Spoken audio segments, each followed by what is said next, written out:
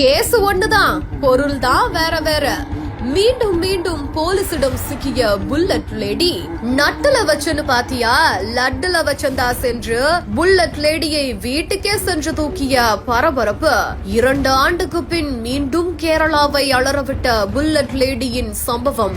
கேரள மாநிலம் கண்ணூர் மாவட்டத்துக்குட்பட்ட பையனூர் பகுதியை சேர்ந்தவங்க தான் புல்லட் லேடியான நிக்கிலா. எதுக்காக இவங்க புல்லட் லேடின்னு சொல்லப்படுறாங்க?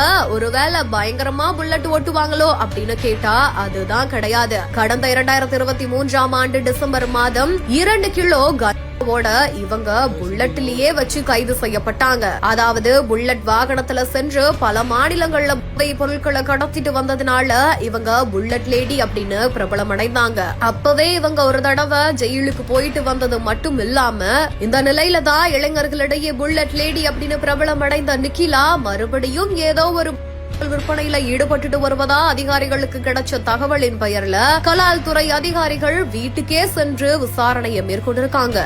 அப்போ அவங்களோட வீட்டுல உயர் ரக பொருட்களை மறைத்து வைத்திருந்தது கண்டுபிடிக்கப்பட்டிருக்குது. வீட்டுக்கே சென்று அப்படின்னு சொல்லக்கூடிய உயர் ரக பொருளை இவங்க பறிமுதல் செஞ்சதோட மறுபடியும் புல்லட் லேடிய அதே இடத்துல வச்சு அவங்கள கைது செஞ்சிருக்காங்க.